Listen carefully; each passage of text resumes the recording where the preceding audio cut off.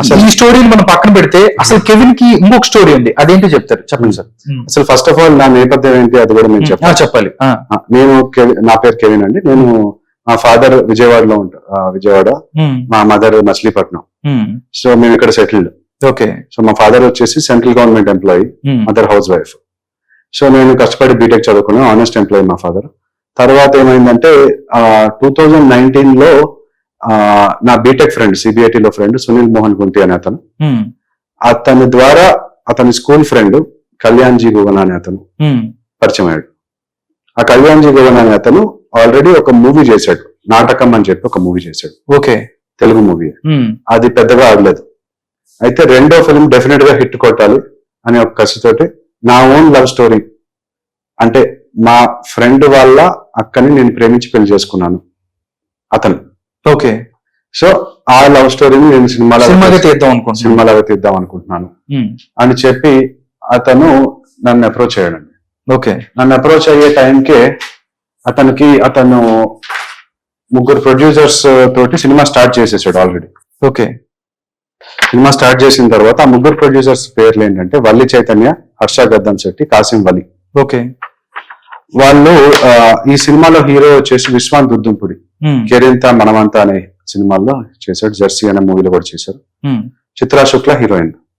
So అయితే ఒక 50% shooting అయిపోయింది ఆల్రెడీ అని చెప్పి నన్ను అప్రోచ్ అయ్యారు బడ్జెట్ ఇష్యూస్ వల్ల. ఆ టైంలో నేను డెలైట్ లో వర్క్ చేస్తున్నాను. ఒక 30 lakhs పర్సనల్ లోన్ తీసుకొని ఇన్వెస్ట్ చేశానండి. ఓకే. దాని ఇన్వెస్ట్మెంట్ అగ్రిమెంట్ ఇది. ఓకే. ఆ మూవీకి మీరు యాజ్ ఎ ప్రొడ్యూసర్ గా, one of the co producer గా, 4th ప్రొడ్యూసర్ గా ఓకే నేను జాయిన్ అయ్యాను. జాయిన్ అయిన తర్వాత వాళ్ళు మూవీని 50% నుంచి 90% కి షూటింగ్ ప్రోగ్రెస్ అయింది. ఓకే. ప్రోగ్రెస్ అయిన తర్వాత మళ్ళీ డబ్బులు కావాలి అని చెప్పి నన్ను అప్రోచ్ అయ్యారు. అయితే అది నేను మీకు ఆల్రెడీ చెప్పాను, నేను మిడిల్ క్లాస్ ఎంప్లాయీ బ్యాక్గ్రౌండ్ నుంచి. సో నాకు అంత మనీ లేవు, అంటే సినిమాలో ఆపర్చునిటీ ఇస్తాను అని చెప్పేసి వాళ్ళు చెప్పారండి. అదొక రీజన్ ఉంది, నేను సినిమాల్లోకి వెళ్దామని అనుకున్నాను.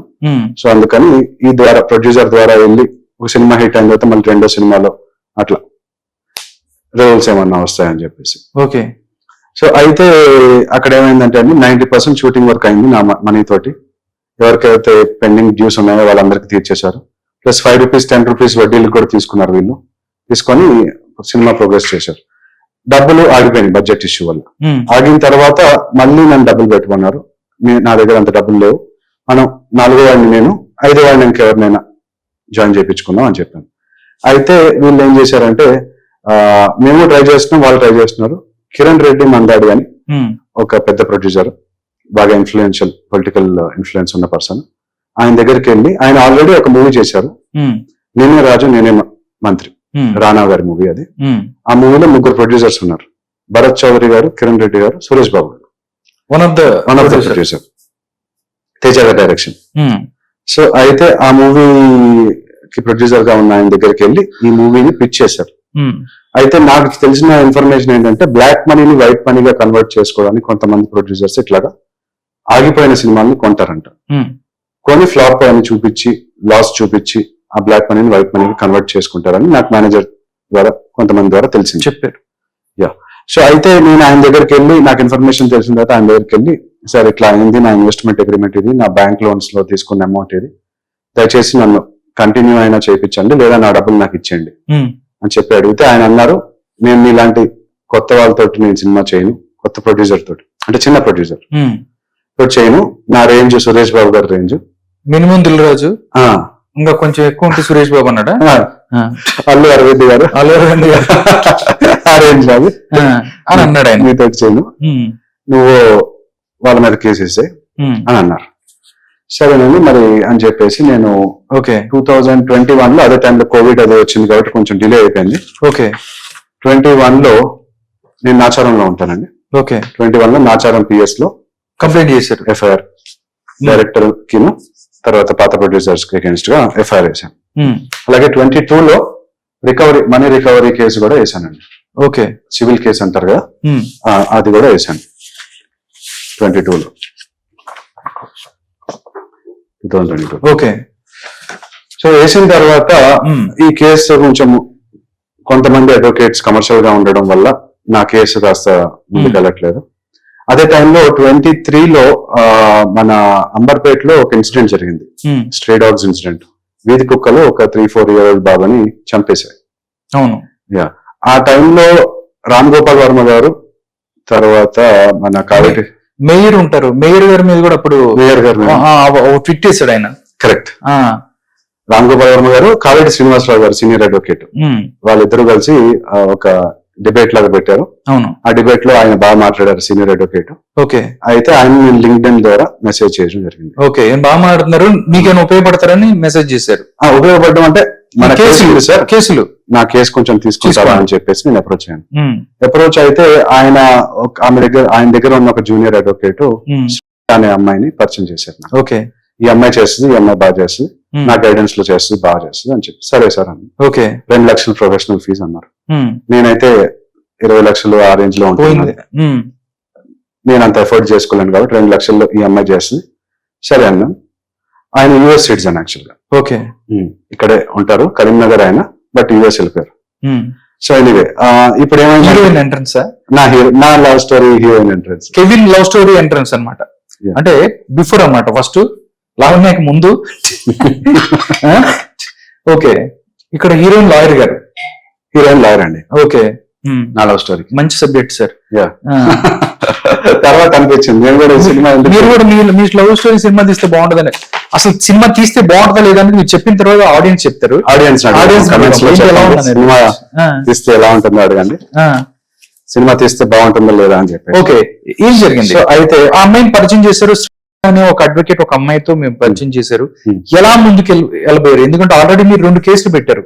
నార్సింగ్ పిఎస్ లో మీరు కేసు పెట్టారు, నాచారంలో కేసు పెట్టారు. దాని తర్వాత ఎలా ముందుకెళ్లారు? ఎలా మీరు ఇంకా క్లోజ్ అయ్యారు? మా కేసుకి కలుస్తూ మేము friends అయ్యామండి.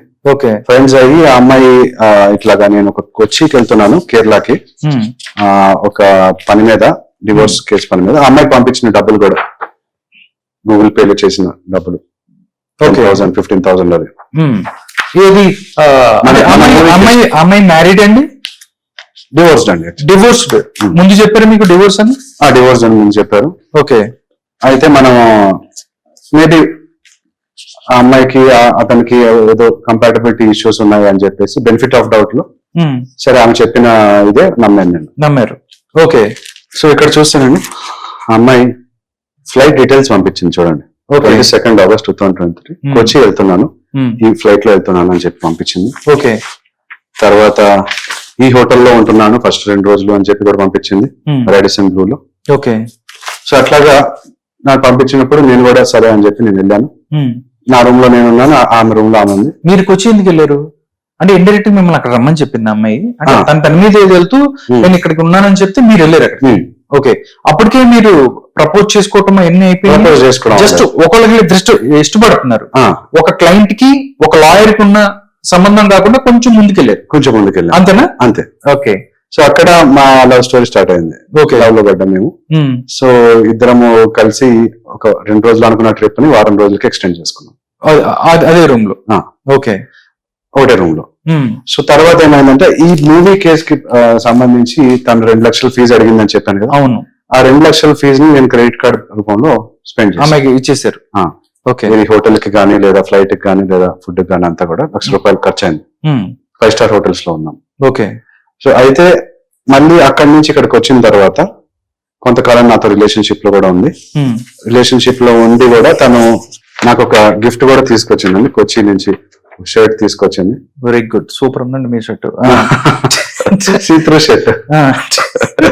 Thanks for the gift అని పెట్టాను నా బర్త్డేకి.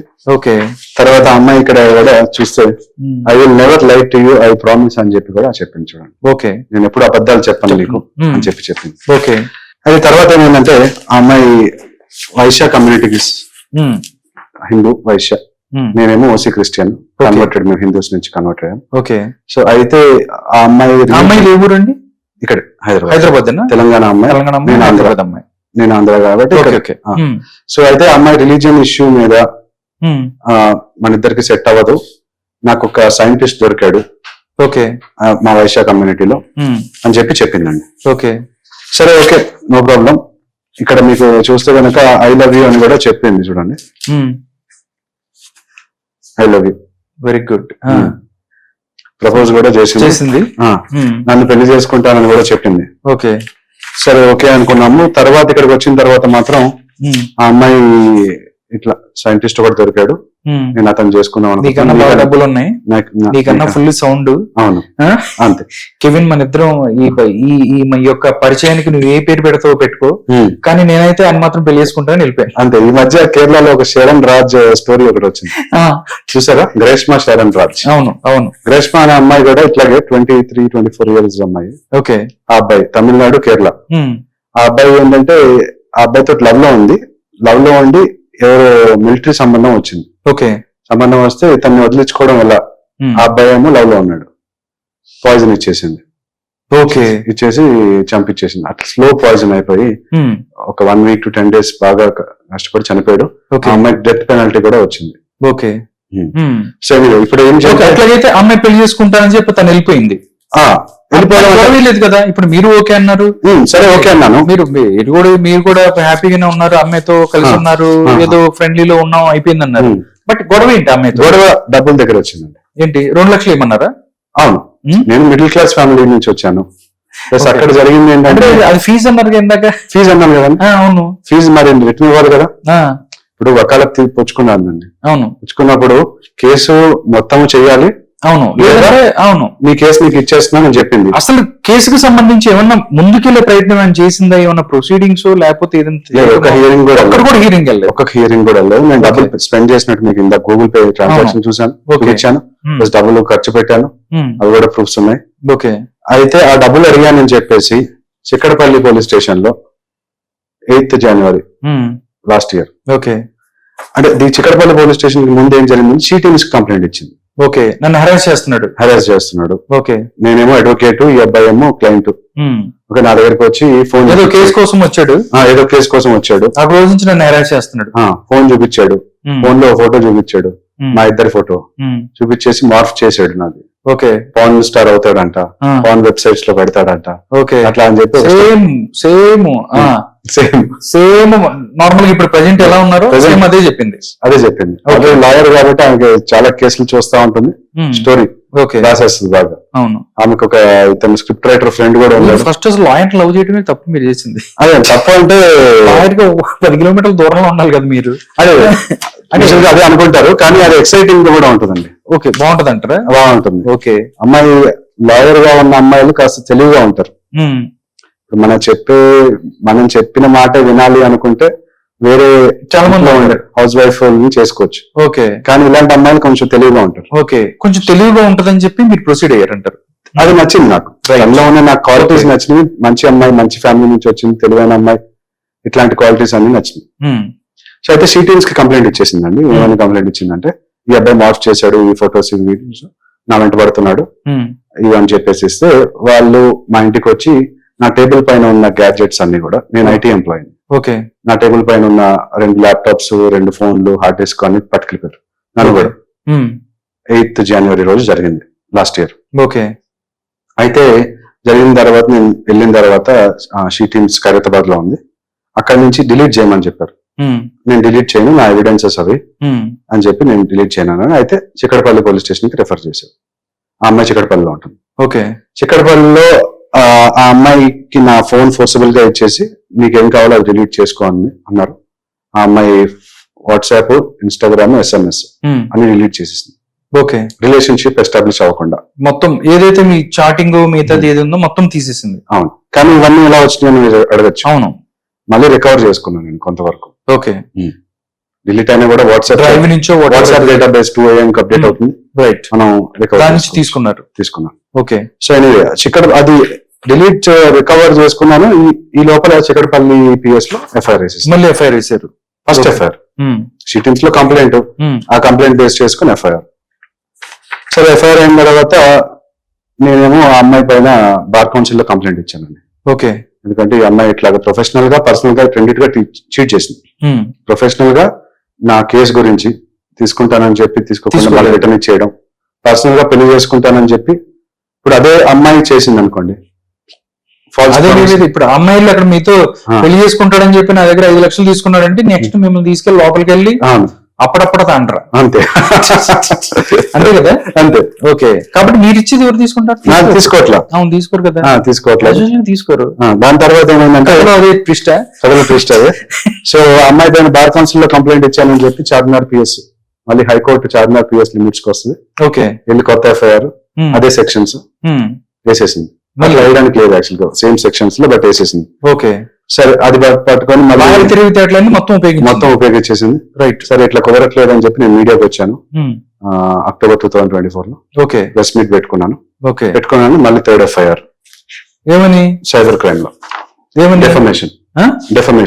మళ్ళీ డెఫమేషన్ ఏంటి? నా పరువు వేస్తున్నాడు. ఓకే, ఇప్పుడు ఏమైందంటే లాస్ట్ మొన్న 3 ఎఫ్ఐఆర్లు నా పైన. సైబర్ క్రైమ్ లో మళ్ళీ ఒకటి. ఓకే, 2 కలిపి 3. చికటపల్లి పిఎస్ ముందు నేను ఈ ప్లకార్డ్ పట్టుకొని ఉంచున్నాను. Justice delayed is justice denied. My phones and laptops worth ₹5 lakhs were illegally and forcibly seized by She Teams police and Chikatpalli police on January 8, 2024, 415 days ago, without providing me with a seizure report. అయితే ఇక్కడ జరిగింది ఏంటంటే ఇప్పుడు ఒక bike మీద కానీ, scooter మీద కానీ, లేదా కార్లో కానీ వెళ్తున్నప్పుడు మనం హెల్మెట్ కానీ లేకపోతే సీట్ బెల్ట్ వేసుకోకపోతే ఆపుతారు. ఆపినప్పుడు ట్రాఫిక్ ఇది ఇవ్వాలి చలాన్ మనకి. ఇవ్వకుండా మన ఇవి సీజ్ చేసేస్తే అది తప్పు. కరెక్ట్ కదా. సీజర్ రిపోర్ట్ లేకుండా తీసుకున్నారు. అది for an IT employee, these gadgets are essential income generating tools and their confiscation has severely impacted my livelihood. I need my gadgets back. నా సాలరీ 36 lakhs per annum అండి, 3 lakhs per month. Okay, last time work చేసినప్పుడు job పోయింది ఈ కేసుల వల్ల. Okay, అంటే tension ఉంటుంది కదా, అవును, పర్ఫార్మెన్స్ ఇష్యూ ఉంటుంది. ఏది మీరు ఏం చేయలేరు, ఇన్ని పెట్టుకొని మీరు ఏం చేస్తారు చెప్పండి. అదే ప్లస్ మనకి ఇప్పుడు జర్నలిస్టులకి వీళ్ళకి ఎట్లా, ఇప్పుడు ఫర్ ఎగ్జాంపుల్ వచ్చి కెమెరాలన్నీ సీజ్ చేసుకొని మీ ఫోన్లన్నీ సీజ్ చేసుకొని మీరు ఏం చేస్తారు? అవును, మేమేం చేయాలి ఏంటి? అవును, అట్లాగే ఉపాధి పోయింది అని చెప్పారు మీరు. ఉపాధి పోయింది నాకు. సో అదే విధంగా ఇంకా చాలా లూప్ హోల్స్ కూడా నాకు కనబడ్డాయండి. ఓకే, ఏంటంటే లూప్ హోల్స్ మన సిస్టమ్ లో ఉన్న లూప్ హోల్స్. ఇప్పుడు లావణ్య లాంటి వాళ్ళు లేదా లాంటి వాళ్ళు మెంటల్ స్టేటస్ వాళ్ళు సరిగా లేక అందరి మీద, అబ్బాయిల మీద ఒక ఎఫ్ఐఆర్ తర్వాత ఒక ఎఫ్ఐఆర్ వేసుకుంటూ వెళ్ళిపోతున్నారు. రైట్. సైకాలజిస్టులు అనే వాళ్ళని పెట్టాలి పోలీస్ స్టేషన్ లో. ఓకే, మీకు జరిగిన అన్యాయం ఏదైతే ఉందో మిగతా వాళ్ళకి ఎవరికి జరగకూడదు అన్న దాంతో మీరు పెట్టుకొచ్చారు. అంతే. ఓకే, ఫ్యామిలీ కోర్ట్ లో ఉంటారండి సైకాలజిస్టులు, కౌన్సిలింగ్ చేస్తారు. ఒక హస్బెండ్ అండ్ వైఫ్ విడిపోదాం అనుకుంటే కౌన్సిలింగ్ ఇస్తారు. ఓకే, అట్లాగే సైకాలజిస్ట్ ని పెట్టి వాళ్ళు ఇవన్నీ చేయాలని మీరు కోరుకుంటున్నారు అని కోరుకుంటున్నారు. ఓకే, ఓకే కెవిన్, మొత్తం అంతా మీరు ఎందుకు ఈ ఫైట్ చేస్తున్నారు? అయితే ఇంకొక 2 కూడా ఉన్నాయండి, అది చూపెడతాను. చెప్పండి. ఇప్పుడు ఇంకొకటి ఏంటంటే మా మదర్ ప్రాపర్టీ మనీ ఇన్వాల్వ్ అయిందని చెప్పాను కదండి. శ్రీపట్నంలో ఉన్న ప్రాపర్టీ అమ్మేశారు. ఓకే, ఈ 30 lakhs తీసుకోవడం, ఏదైతే మూవీ కోసం మీరు ఖర్చు పెట్టిన 30 లక్షల్లో అది కూడా ఉంది, అది కూడా ఇన్వాల్వ్ అయింది. అవును. సో ఇక్కడ ఇచ్చిన డబ్బుల్లో కూడా అది ఉంది. సో అయితే బ్యాంక్ వాళ్ళు ఇంటికి వస్తున్నారండి. ఇంటికి వచ్చి మనీ అడుగుతారు కదా, ఆబ్వియస్ గా. తీసుకుంటే డబ్బులు ఏమడుగుతాడు? అదే. సో ఇప్పుడు బ్యాంక్ రికవరీ ఏజెంట్స్ ఇంటికి వచ్చి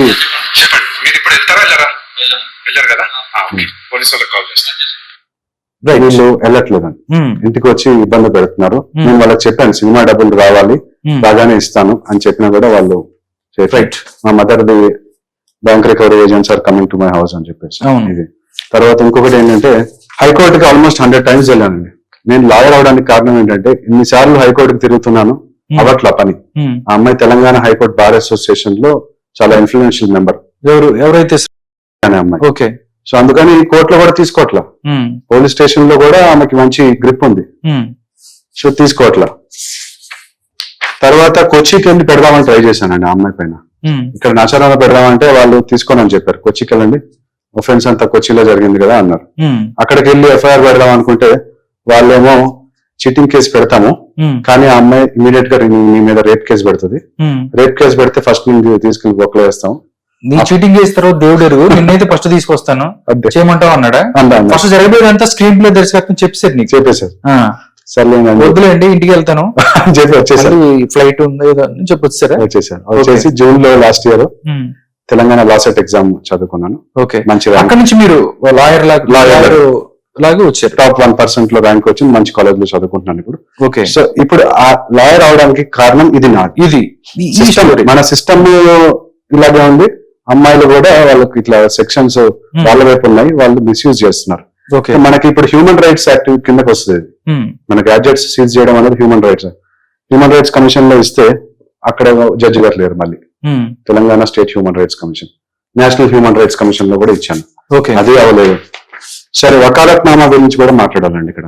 ఇందాక నేను మీకు చెప్పాను వకాలత్నామా తీసుకుంది ఆ అమ్మాయి పుచ్చుకుందని. అవును. అయితే ఆ వకాలత్నామా మాన్యువల్ అన్నమాట. ఓకే. సిగ్నేచర్ మార్చేయచ్చు, డేట్ మార్చేయచ్చు, వాళ్ళ ఇష్టం. అక్కడ ఏం చేసిందంటే అక్టోబర్ లో నాతోటి వకాలత్నామా తీసుకొని జనవరిలో నా మీద ఎఫ్ఐఆర్ రాసి దాంట్లో రాసింది 2 months బ్యాకే నేను వకాలత్నామా రిటర్న్ ఇచ్చేసాను కానీ వెంటబడుతున్నాడు అని రాసింది. అదే డిజిటల్ వకాలత్నామా ఉందనుకోండి, టైం స్టాంప్ ఎవరు ఎప్పుడు ఇచ్చారు అనేది ఉంటుంది, ఏ రీజన్ వల్ల నువ్వు రిటర్న్ ఇస్తున్నావు కేసు అనేది ఉంటుంది. వీటన్నిటి కూడా చేంజెస్ కావాలని మీరు చేంజెస్ కావాలని కోరుకుంటున్నాను. అలాగే పోలీస్ కంప్లైంట్స్ అథారిటీ, పోలీస్ మీద కంప్లైంట్ ఇవ్వాలి అంటే మనకి స్టేట్ లో లేదు. సో ఢిల్లీలో ఉంది, తెలంగాణలో కూడా పోలీస్ కంప్లైంట్స్ అథారిటీ రావాలి. పోలీసుల మీద మీరు కంప్లైంట్ చేయాలంటే 100% కంప్లైంట్ చేయాలి. ఓకే. సో అంటే ఎందుకని మీరు ఎక్కడికి వెళ్ళినా కానీ మీ కేసులు తీసుకోలేదేనా, లేకపోతే అంతకన్నా ఇంక ముందుకెళ్ళి చేశారా? అంటే లాయర్స్ తీసుకోవడం పోవడం గురించి ఒకటి, రెండోది ఇప్పుడు 1 year పైన అయిపోతుందని నా గ్యాడ్జెట్స్ నాకు ఇవ్వట్లేదు. ఓకే. రిట్ పిటిషన్ వేసాను. ఓకే. రిట్ పిటిషన్ నాకు అర్థమైపోయింది మొత్తం అంతా స్టోరీ ఏదైతే ఉందో, మీకు అన్యాయం జరిగింది, మిమ్మల్ని మోసం చేసింది, మీ దగ్గర డబ్బులు తీసుకుంది, ప్రేమించి పెళ్లి చేసుకుంటారని చెప్పి మోసం చేసి వెళ్ళిపోయింది, ఇవన్నీ జరిగింది. దీనికి సంబంధించి మీరు లాయర్ అవ్వడానికి ఏంటి అనేది ఇది స్టోరీ.